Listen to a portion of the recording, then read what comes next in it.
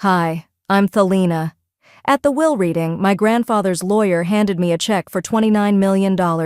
My parents ripped it in half, then set it on fire, right in front of me. They screamed, "This is what you get for cutting us off."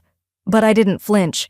I didn't even reach for the ashes, because what they burned wasn't what they thought, and what they never saw coming was who Grandpa left the real will with.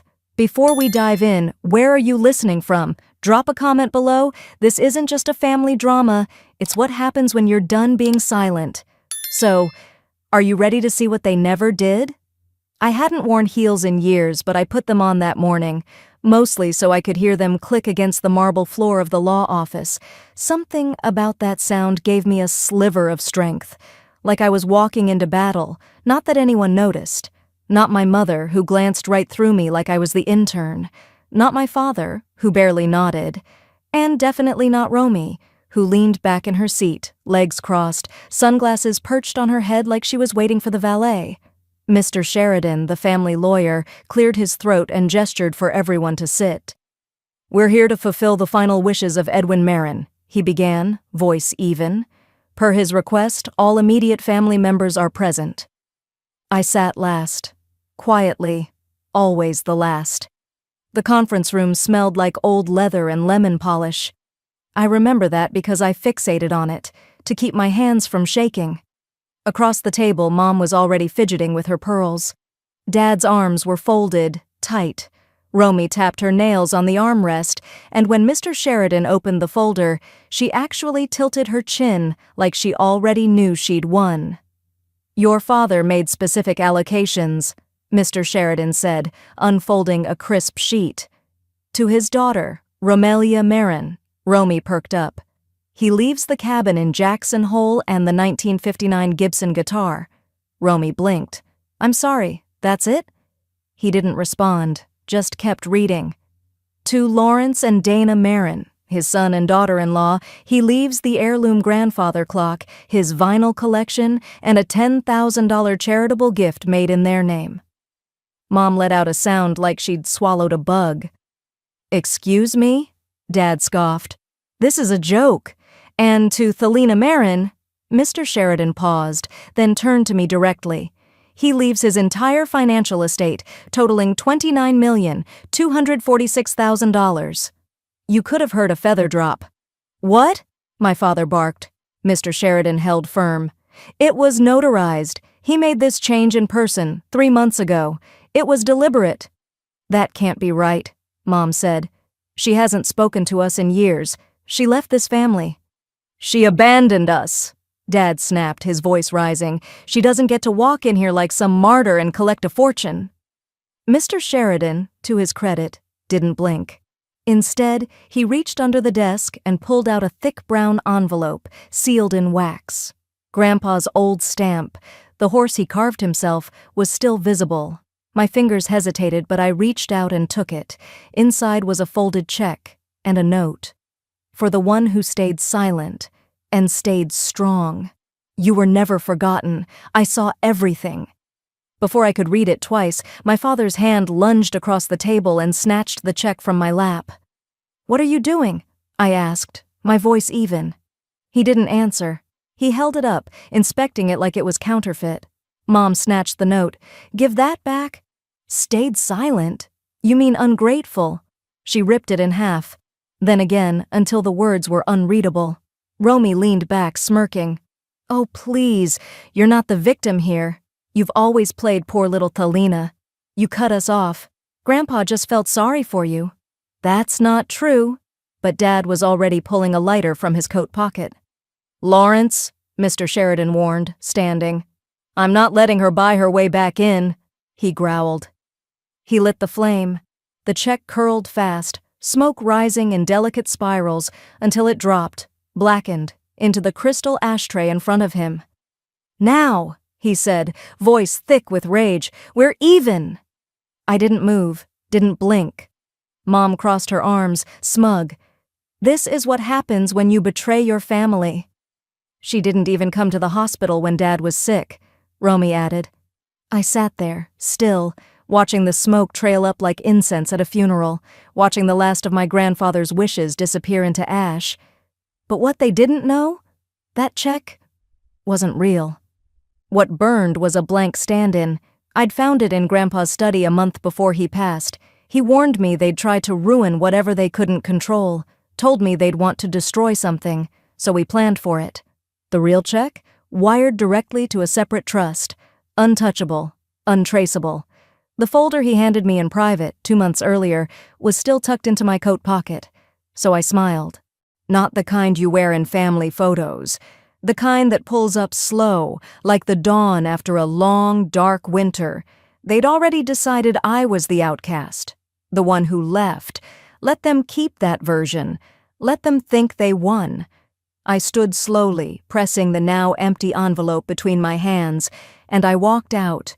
No parting words, no dramatic exit, just the tap of my heels on that marble floor, echoing louder now. Outside, the cold Midwest air hit my face, but I didn't flinch. I slid into my car, placed the charred envelope beside me, and opened the brown folder Grandpa had marked, "Only open when they burn it."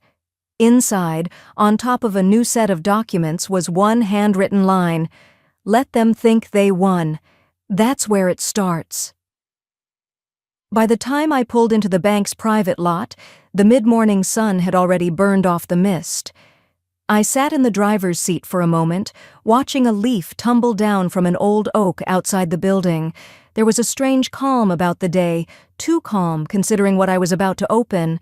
Inside the bank, Mr. Adams greeted me with the same quiet dignity he'd had since the day Grandpa first introduced us. He was already waiting by the elevator. "Miss Marin," he nodded, gesturing toward the secured floor. "Everything's been arranged, as per Mr. Edwin's instructions." We didn't speak much as we rode down. I appreciated that. I wasn't in the mood for small talk. When the vault door groaned open, it wasn't the cold air or the echo that gave me chills. It was the weight of what I was about to see. Mr. Adams walked over to the numbered drawer and slid it toward me with a soft metallic sound. "Take your time. I'll be right outside," he said before stepping out. I sat on the small bench staring at the box. 2 months ago, Grandpa handed me a brown envelope at a diner off I-70. He looked tired, like the years had caught up all at once. I remember his voice, low but steady. "Don't open it till after the will's been read, not a moment before. The key is the word trillium. You remember it?" I'd repeated it to myself every night since, like a prayer or maybe a shield. Now, as my fingers undid the latch, I whispered it again under my breath. Trillium. Inside the box, neatly packed, were 3 things: a folded check, a flash drive tucked in a black velvet pouch, and a file of legal documents bound with a red ribbon. The check made my breath hitch. It was real, undeniably real. $29 million, signed in that same looping script I used to trace on birthday cards. The paper was heavier than I expected, as if carrying the weight of what had been stolen from me for years. I opened the legal file next. It held 2 older wills, one from 8 years ago, another from just 3. In both, Romy and my parents had been primary beneficiaries. Notes in Grandpa's handwriting filled the margins. This was Dana's suggestion, felt off. And later, Lawrence insisted again, said Thalina wouldn't know what to do with it anyway. The final pages were different, clear, decisive. Everything was mine. My chest felt tight, but not from sadness, from relief. Then came the flash drive. I waited until I was back in my car before I slid it into my laptop. The screen flickered, then Grandpa's face filled the frame, filmed in what looked like his den, surrounded by old books and that same dusty lamp I used to hide under as a kid. If you're watching this, I'm gone. I wish I could be there when they realize they didn't win. He smiled, soft but sad. I know what they did to you. I saw more than I let on. The way they froze you out, took your college fund, turned your room into storage while you were still in school. I knew about the lies, the way they said you were difficult just because you didn't fall in line. He paused, exhaled. I should have stopped it sooner. But I thought maybe time would fix it. I was wrong. He leaned forward. You were the only one who never asked for anything, but gave more than anyone. You stayed silent. You endured. That was never weakness. That was strength. You loved without strings. I blinked fast, lips tight. This is yours now. Let them react. Let them throw their tantrums. But stay calm. The law's already on your side. His eyes softened again. You'll know when to speak. But sometimes, silence is the sharpest blade. Then the screen faded to black. I sat in my car for a long time. Just still. The check, the files, the video, none of it changed what had already happened. It didn't give me back birthdays spent alone. It didn't erase the night I stood in the cold watching my family's house glow with Christmas lights, knowing there wasn't a single present inside for me. Later that night, back in my rental, I placed the burned envelope, the one they thought held the real check, on my kitchen table. Yeah, I opened a drawer and pulled out the old scarf Grandpa gave me when I turned 10. It still smelled faintly of cedar. I wrapped the real check inside and placed it gently in the safe at the back of my closet, along with the USB and documents. Then I sat at my small desk and opened a folder I hadn't touched in years. The college letters I never replied to, the business ideas I'd once sketched out. Back when I still believed I was allowed to dream. One memory slipped in like a cold draft. Christmas break, sophomore year. I'd come home early, hoping to surprise them. Instead, I walked into my bedroom and found it empty. Bed gone, desk gone, replaced with beanbags and art prints. Romy's voice echoed down the hall. Isn't it cute? It's my reading nook now. I didn't argue. I packed. Quietly. But I remember sitting in the car that night, hands on the wheel, whispering to myself, just get through it. And I did.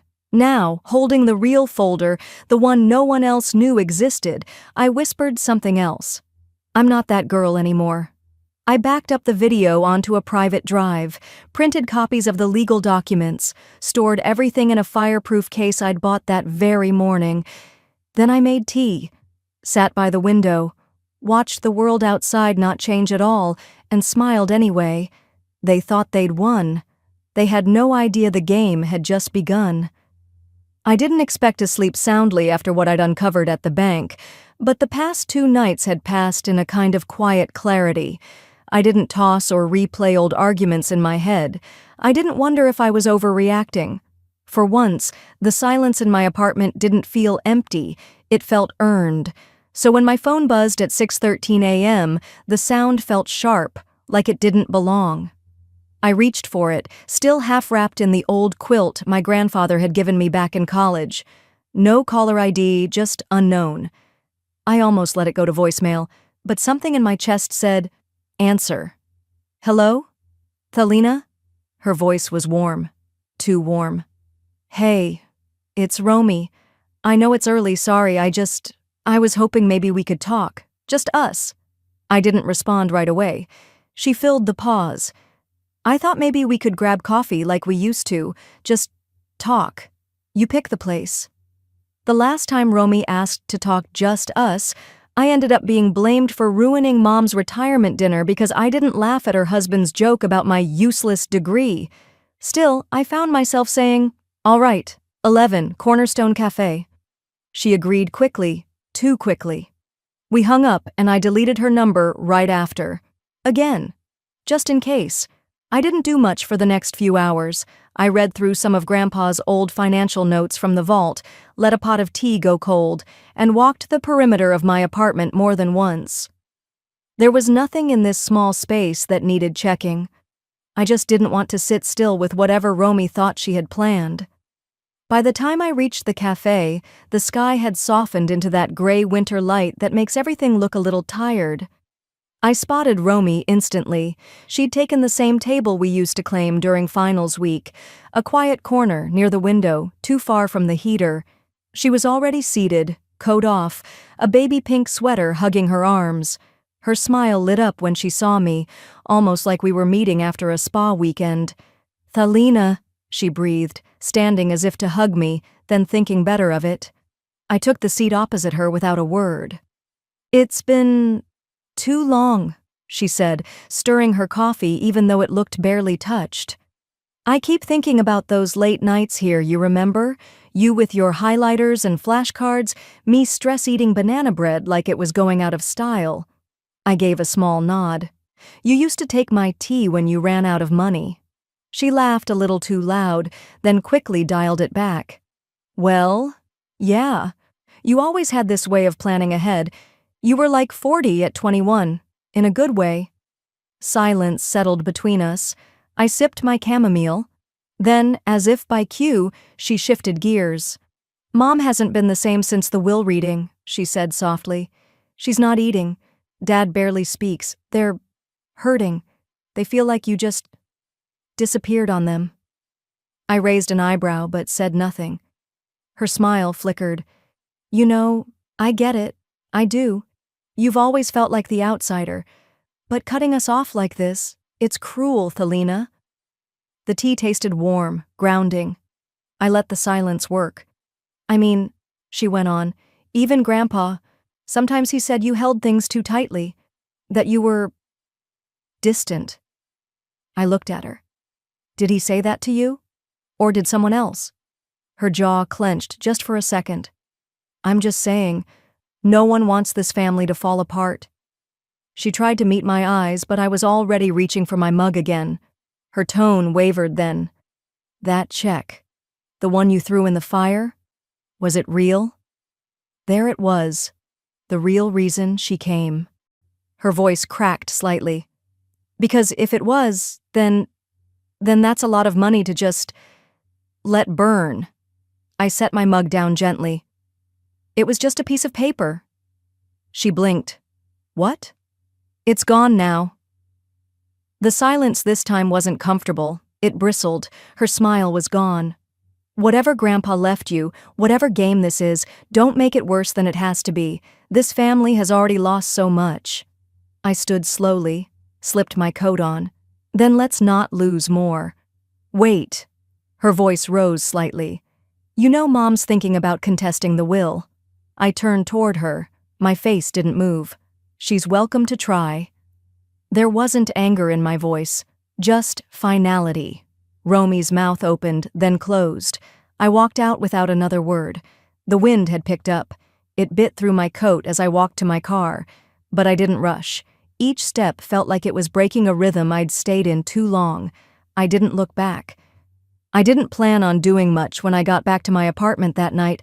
I kicked off my shoes, peeled out of that sweater that still smelled faintly of cinnamon latte and confrontation, and stood still in the middle of my kitchen like I'd forgotten what normal even looked like.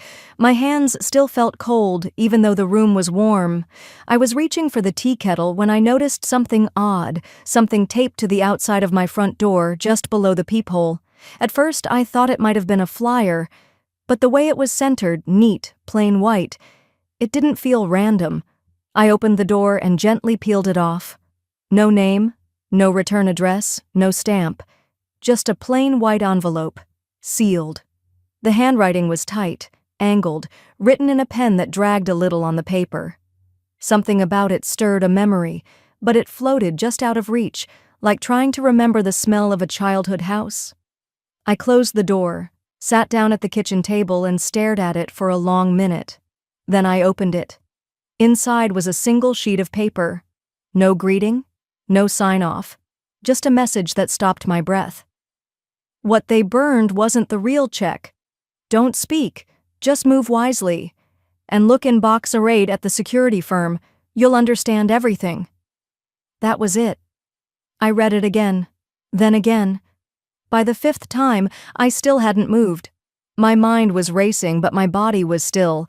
It wasn't fear that locked me in place, it was recognition. Whoever sent this knew what had happened, and whoever they were trying to help me. I folded the note back up slowly and slid it under a cookbook on the counter, like hiding it would make the moment more real. Then I opened the drawer next to the stove. There it was.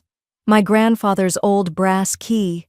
He'd given it to me on my 18th birthday, wrapped in a handkerchief with only one sentence: "You'll need this someday, when you're ready to claim yourself." Back then, I thought it was just one of those cryptic, sentimental things old men say when they're feeling nostalgic. I never asked what it opened. I just kept it, tucked away, forgotten, until now. I stared at it, sitting in the palm of my hand, heavy for its size. I didn't sleep that night. I laid on the couch in the dark, the envelope and the key on the table, the message echoing in my ears like it had been whispered by someone standing right behind me. Morning came gray and early. I called the same private vault firm Grandpa had used, where they'd read his will. The receptionist picked up after the second ring, her voice clipped but polite. "Good morning, Langford Vault and Estate," she said. "Hi," I began, my voice calm. "I'm Thelina Marin. I'm calling to follow up on a residual item tied to my grandfather's estate. I believe it's in a secured box." There was a brief silence. Typing. Then she asked, "Do you have the key code or box number?" "Box number 8, I said. "And, yes, I have the key." More silence. Then more typing. "That box is listed under your name, Ms. Marin," she said. "We can schedule an appointment for this afternoon. You'll need 2 forms of ID and the original key." "I'll be there at 2, I replied. I spent the next few hours in silence. No calls, no music. I even let the tea go cold. My body was still functioning, washing up, getting dressed, pulling my hair into a low knot, but my mind was somewhere else entirely. At 1:30, I slipped the brass key into my coat pocket, locked the apartment, and drove in silence. The building sat tucked into a quiet street, lined with trees that had long since lost their leaves. A discreet sign out front, a buzzer at the door. When I walked in, everything smelled faintly of cedar and professionalism. The woman at the front desk greeted me with a neutral smile. "Box 8, correct?" I nodded, handed over my ID and the key. She examined both, then led me through a narrow hallway into a small wood-paneled room. There was only one chair, one table, and a wall lined with safe deposit boxes. She unlocked one, box 8, and stepped out, leaving me alone. I sat. Inside the box were 3 items. The first, a certified cashier's check made out to me for $29 million. I didn't react, not out loud, but my breath caught for a moment, like my body had to adjust to the sheer weight of the number staring back at me. The paper felt real, the seal stamped deep, the bank's name legitimate. The second item, an envelope sealed in red wax. The words on the front, written in that unmistakable slant I'd seen only in birthday cards and family notes growing up. "Read only if they burn the first one." I held it in my hands for a long time before opening it. Inside was a short note from my grandfather. "If you're reading this, then they showed you who they really are. The money was never the real gift. It was knowing who to trust when the fire started. Keep your own counsel, and don't let them make you small again." There were no tears, but there was a tightness in my chest. Not pain, not sadness, something older, deeper. Like a knot I'd been carrying for years had finally been named. I repacked the envelope, folded the check carefully, and closed the box. I told no one, not even the woman at the desk, who simply nodded as I returned the key. Driving home, I didn't turn on the radio. I let the silence stay with me. Back in my apartment, I took off my coat, placed the envelope and check in my own small safe, and stood there a long moment. My reflection in the mirror didn't look any different. But something had shifted, not outside, inside. Later that evening, just as I sat down with a bowl of soup I hadn't really wanted, a soft sound made me freeze, a rustle. Paper, maybe. I got up, walked to the front door, and opened it. There, just beneath the doormat, was a second envelope. No name, but this time, no tape, no note, just the shape of someone watching. Across the street, half shadowed, half bold. They didn't flinch when I looked their way. They wanted me to know they were there. I stood there on the marble steps of the vault office, the sun warm on my face, but my chest hollow. The city moved around me, cars humming, feet tapping, but my focus narrowed to one thing, the woman across the street. She wasn't just standing, she was watching, middle-aged with dark auburn hair pulled into a tight knot, slacks, beige jacket, sunglasses too large for the cloudy sky. But it wasn't her face that gripped me, it was the scarf. A pale blue silk scarf with ivory trim and tiny stitched initials at the corner, MC Marjorie Carroll, my mother. That scarf had disappeared 3 years ago. She'd claimed the laundry lost it. I'd believed her. But now it hung gently around this stranger's neck like it belonged there. And she was staring at me. Not the kind of glance people throw in passing. Not casual curiosity. She tracked my every move. I adjusted the strap of my bag and looked away, pretending to check my phone. Then I turned toward King Street like I hadn't noticed her. My hand shook as I pushed through the door of the cafe on the corner. Inside, it smelled like cinnamon and burnt espresso. I didn't stop. I cut through the dining area, nodded at the teenage barista, and headed straight to the employee door in the back. "Ma'am, you can't—" "I'm just meeting someone in the alley. It's fine," I said quickly, not even turning around. The metal door groaned as I pushed it open and stepped out into the quiet rear alley, brick walls closing in on both sides. I moved fast, looping behind the bakery, then across the parking lot, doubling back toward the street 2 blocks over. When I finally reached the corner and peeked down toward the vault building, she was gone. No scarf, no beige jacket, just tourists and traffic, like she'd never been there, but she had. I knew she had. I didn't go straight home. My gut wouldn't let me. Instead, I walked. Past storefronts, past memories. My feet led me to the old library Grandpa used to take me to when I was little. It hadn't changed much. Same chipped stairs, same fading scent of paper and polish. Inside, I made my way to the back row of public-use computers. No ID required, no login needed, just time and a calm hand. I opened the browser and typed in the estate email account I'd been given during the will review. It wasn't something I checked often.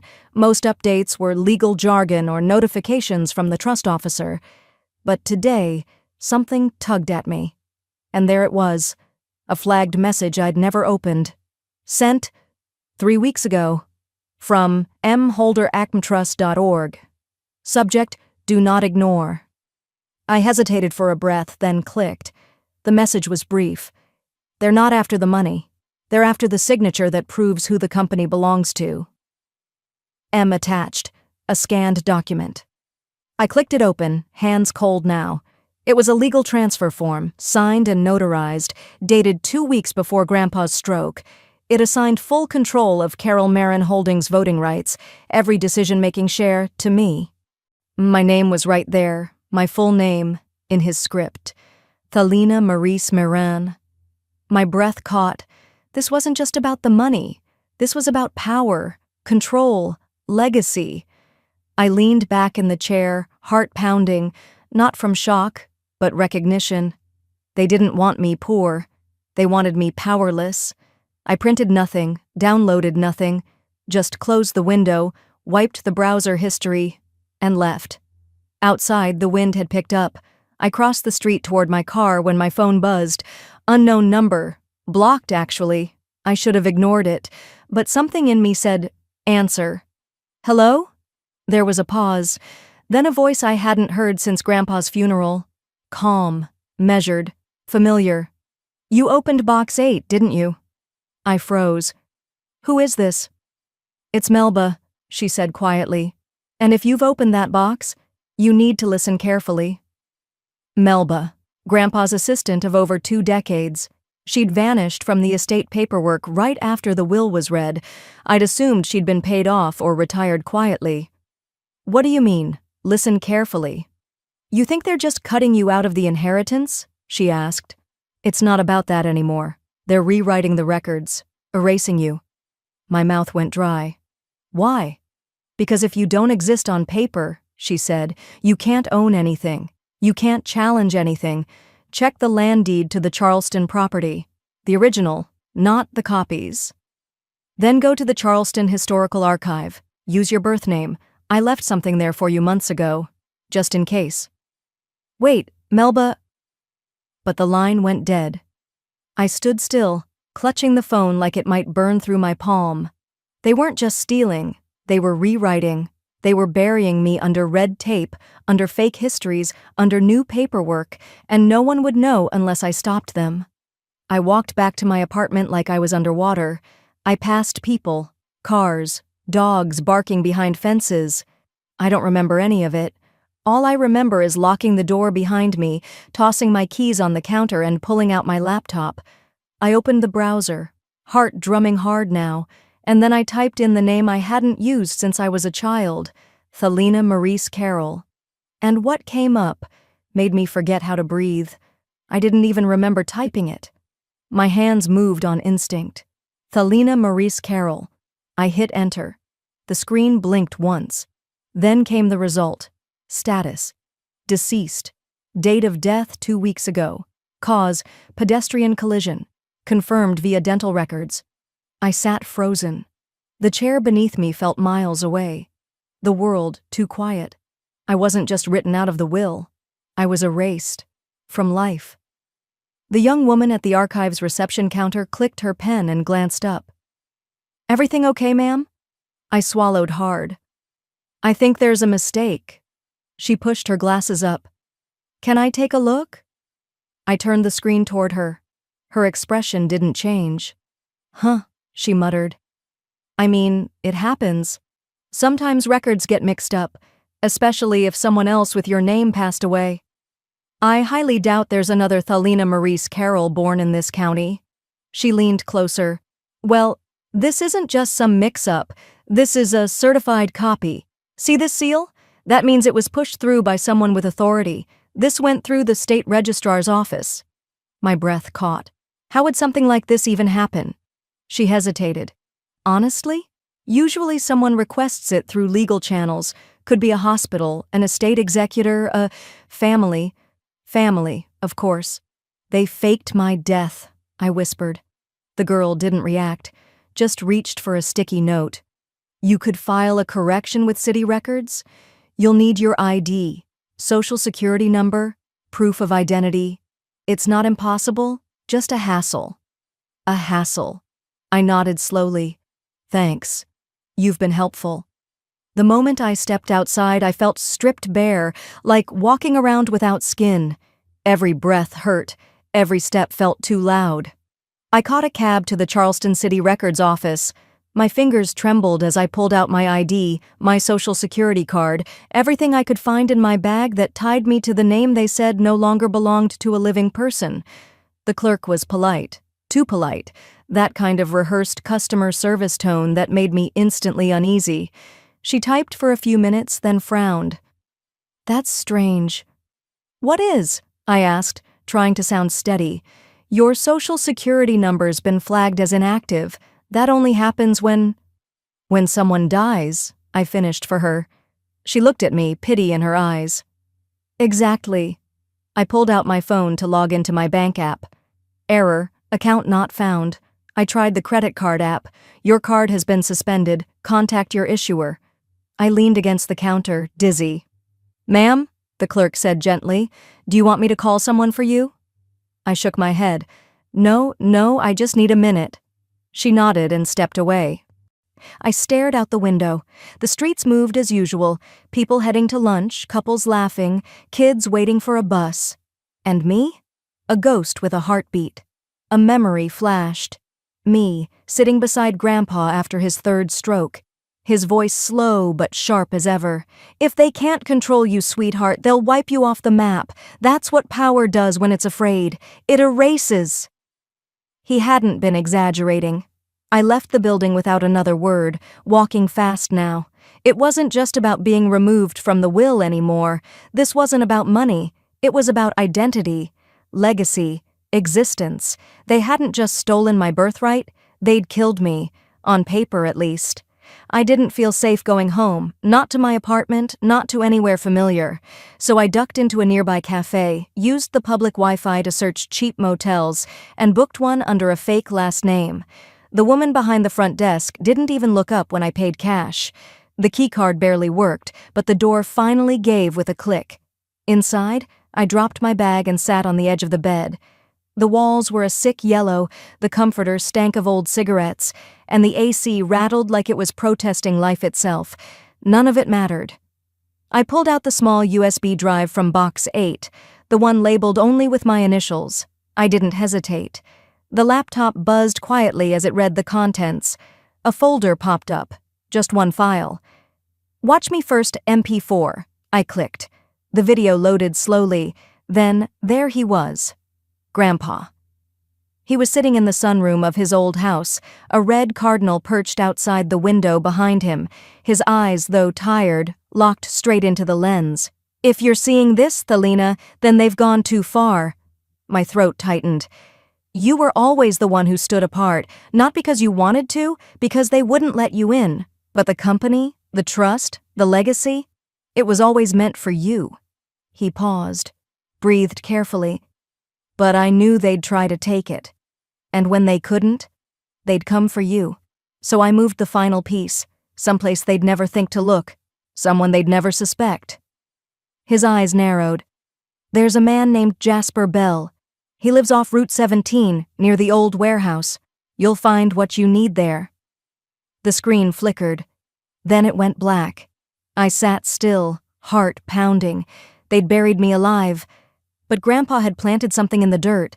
I stood up, tucked the USB back into its case, and looked at myself in the mirror above the cheap dresser. I looked nothing like I had a week ago. No makeup, hollow eyes, but something else had shifted too. I wasn't scared now. I was focused. "Time to resurrect myself," I said. And I meant it. I barely slept. The cheap motel bed was stiff, the air conditioner rattled like it was coughing, and every half hour a semi roared past on the highway outside. But none of that is what kept me awake. It was the voice in that video. Grandpa, looking right at me like he knew this day would come. And maybe he did. Maybe he always knew they'd try to bury me, not just figuratively, but by name, on paper, in records. I left before the sun fully rose. The air was heavy with that damp coastal humidity, the kind that clings to your skin before breakfast. I drove with the windows down anyway, needing the wind, the noise, anything to keep me anchored while my thoughts chased themselves in circles. The GPS took me 40 minutes out of Charleston, past strip malls and abandoned gas stations, and deeper into pine woods and cracked roads. I passed a bait shop, a rusted-out barbecue pit, and then nothing. Just trees. Then, like a memory you didn't ask for, the old chain-link fence appeared on my right. Behind it, a few squat metal storage units sat like relics from another time. A dented sign with faded letters leaned at an angle. Carroll & Co. Emergency Holdings. I parked beside a patch of weeds and gravel. For a minute I just sat there. No movement, no sounds but the cicadas and a distant crow. It was so ordinary, so plain, it almost felt like a joke. But the GPS flashed green. Unit 19B, 36 feet ahead. The padlock wasn't broken. It squealed when I twisted the key from the USB box. Dust shook loose as the door creaked upward, and light spilled in through the grimy skylight above. I stood at the edge, staring. Boxes, metal shelves, a rolled-up rug, a few office chairs stacked haphazardly in the corner. But front and center, like he meant for it to be found first, sat a fireproof briefcase. Black, heavy-duty, and on top, taped with yellowing Scotch tape, a note in Grandpa's handwriting. "If they ever burn you, open this." I pulled it close and sat down on one of the crates. My fingers fumbled with the latches. Inside were truths I wasn't ready for. His voice again, this time on a small tape recorder labeled in pen, "For her ears only." I pressed play, and his old voice, now more fragile, filled the quiet space. "They told me they'd put me in a home if I tried to change it. Your aunt even brought papers she claimed were court-reviewed. But I knew what they were doing, so I left you something they couldn't reach." I blinked, holding in the tears. "They don't just want to cut you out, Thelina. They want your silence, but you—" The tape crackled. "You're the legacy they're afraid of." Below the recorder was a manila folder. Inside it, my original birth certificate. Not the revised one the lawyer at the firm had shown me 2 years ago, the one that listed my stepfather's last name. This one was untouched, pure. Thelina Maurice Carroll. No hyphens, no edits. Next came the letters, 10, maybe 12 of them, all addressed to me. Most had never been mailed. One was dated the week before his will had been allegedly finalized. Another, written 2 days after the forged death certificate had been filed. I kept going. A will draft, signed and notarized, naming me sole executor and majority stakeholder of the Carroll Family Trust. My hands started shaking. That date, it was after the so-called death record. They knew I was alive, and they filed it anyway. Below the will, tucked under a hard plastic binder, was a land deed. My name was on it, not my father's, not Romy's, mine. Grandpa had transferred the rights quietly years ago and recorded it through a separate trust. It was the land under the estate, the very foundation they'd built their whole illusion of power on. I took a breath, a deep one, then another. This wasn't just theft, it was war. I pulled out my phone and started snapping photos. Every page, every document. I scanned them using a cloud encryption app I downloaded the night before and uploaded everything to a hidden drive, backed up in 3 different locations. Then I labeled them by category: will, trust, identity fraud, deed. As the last file uploaded, I pulled out the cheap prepaid phone I'd picked up near the motel and typed in the number I'd written on the back of my motel receipt. Probate and Asset Law, Charleston office. A woman answered on the second ring. "I need to speak to someone about a will contest and identity fraud," I said calmly. She paused. "Do you have documentation?" "I do, and I'd prefer to speak in person, discreetly." I booked the earliest available slot for that afternoon, 2 p.m. As I stepped out of the storage unit, the late morning sun was already brutal. I locked it back up, double-checking the latch, and started walking back to the car. My burner phone buzzed. Voicemail. I played it on speaker as I unlocked the door. "Thelina!" Romy's voice cracked like she'd been crying. If you're alive, I didn't know they were gonna take it that far. I didn't know about the death form, I swear. It wasn't me. I just signed where they told me. I didn't know what it was. Please believe me." Silence, then a shaky breath before she hung up. I stood there, phone still in my hand, for a full minute, not moving, not thinking, and then I laughed, quiet, bitter, but with a sharp edge. "Thanks for the confession, sis." I climbed in, buckled my seatbelt, and checked the address for the law office one more time. They wanted me gone, forgotten, erased, but I'm still here, and now I have proof. I stepped out of the dusty warehouse and into the sunlight like I'd just climbed out of a crypt. Everything in my arms felt heavier now. Files, a USB, Grandpa's tape. Not because of the weight, but because of what they meant. Proof. After all their lies, I finally had something solid. I didn't drive straight downtown. I pulled off to a diner near the overpass, sat in a booth by the window, and ordered nothing but coffee. I needed a moment to breathe, to think, to center myself. It was only after uploading every scanned page to a locked cloud folder that I finally exhaled. The burner phone buzzed quietly next to the mug. "Ms. Orton will see you at 3:30. Use the 6th Street side entrance. Ask for Rita." I left a tip under my untouched mug and drove downtown, past the courthouse I used to walk by as a teenager, wondering if justice ever truly lived inside it. Today, I was going to find out.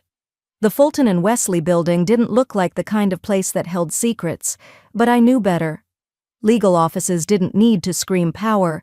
They whispered it, behind frosted glass and heavy doors.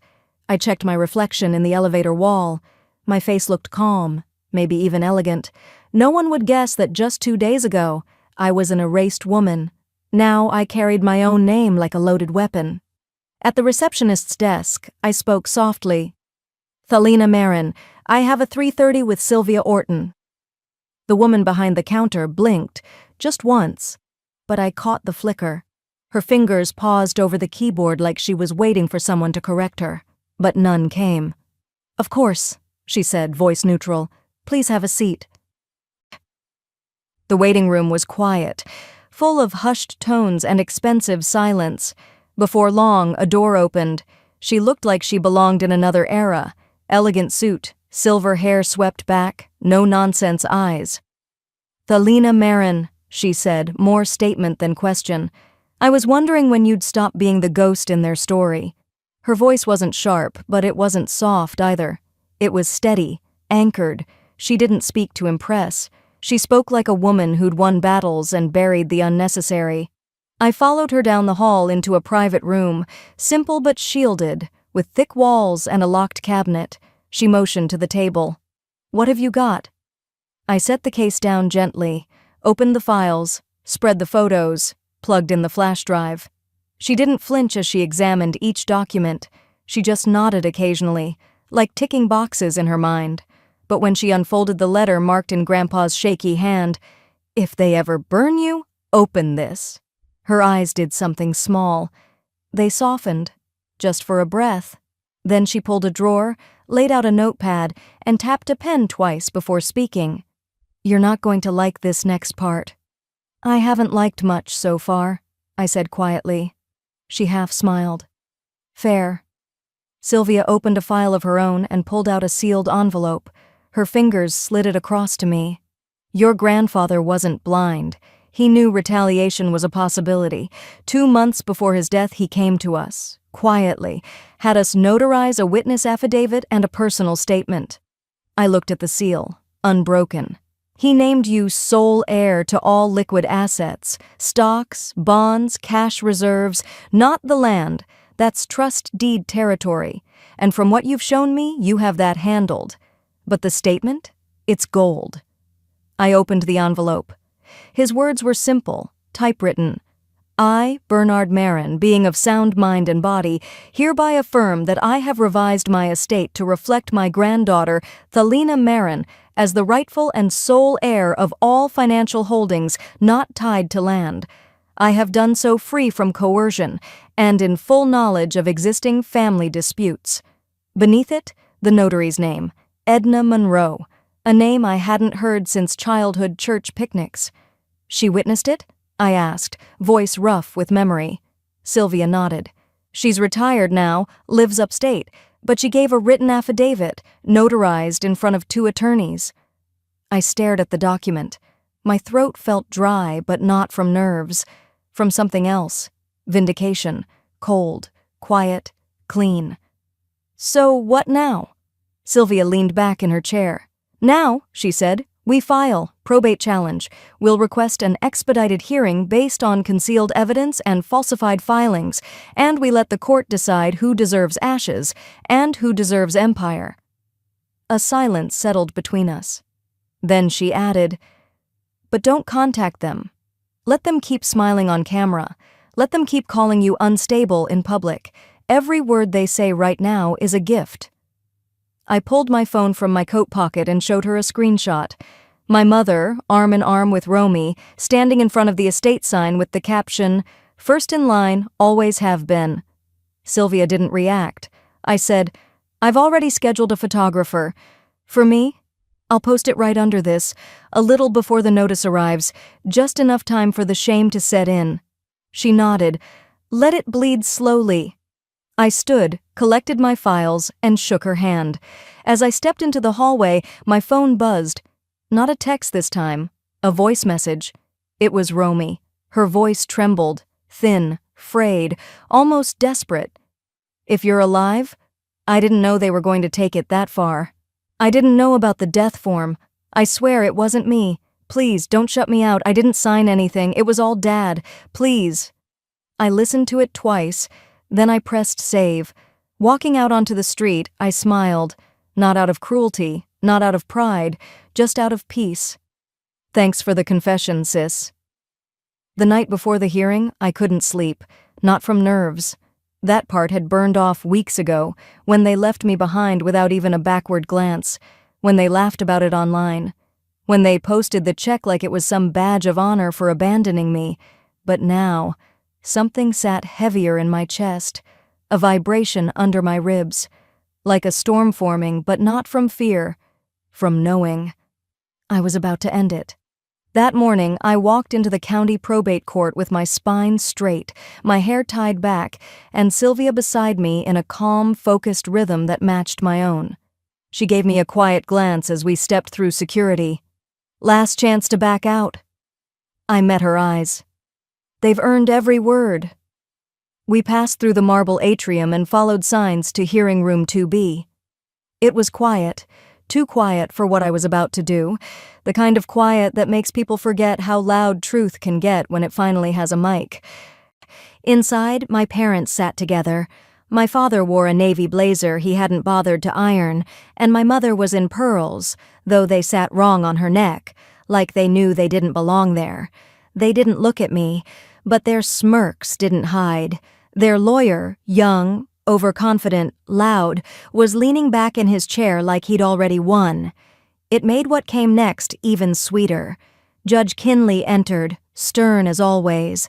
He didn't speak much, but when he did, it felt like he measured every word in court weight. The hearing began. Formalities, probate language, pages turned, documents introduced. Then Sylvia stood. She didn't rush. She spoke like someone who knew silence was her ally. We are here today to finalize the probate on the estate of Mr. Henry Darnell, whose will is in dispute. My parents' lawyer stood next. Your Honor, the decedent's most recent will, dated February of last year, clearly leaves all major property and assets to my clients. Kinley nodded. Continue. Sylvia calmly opened a folder. We are submitting into evidence a revised will, executed under legal counsel dated 5 months later, naming my client, Ms. Thalina Darnell, as sole heir. My father scoffed. That's forged. Kinley held up a hand. You'll have your turn. Sylvia didn't even blink. Additionally, we have a sworn affidavit from a retired notary who witnessed the signing, as well as correspondence proving no cognitive impairment at the time. The young lawyer rolled his eyes. It's not unusual for families to claim new wills, especially estranged relatives. Sylvia smiled faintly. We anticipated that objection. She tapped her tablet and connected it to the courtroom's screen. The lights dimmed slightly. Then, Grandpa's face appeared, gaunt, eyes soft but sharp, lying back in a hospice bed, an oxygen tube in his nose. But his voice was clear as day.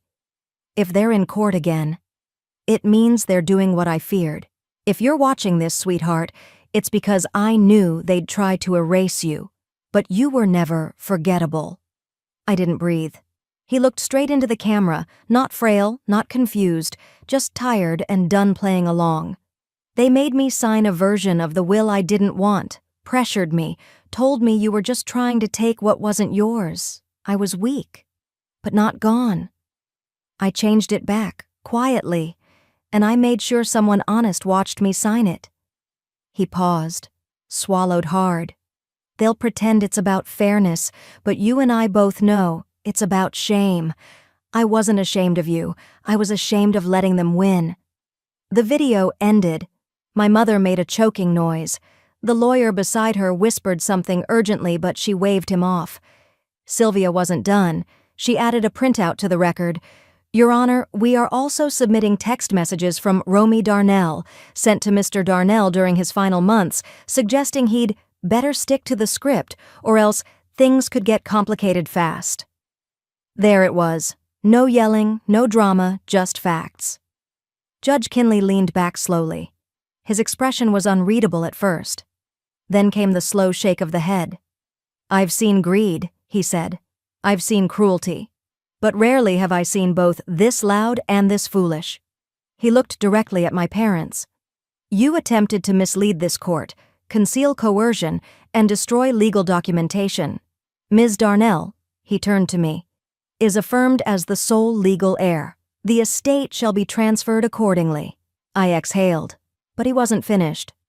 To the respondents, your behavior warrants further scrutiny.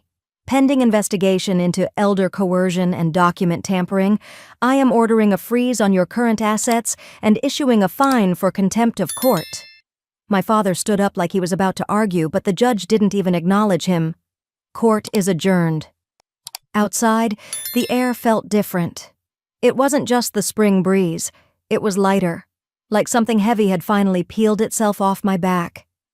I stood alone on the courthouse steps, papers in hand, when a reporter with a mic approached.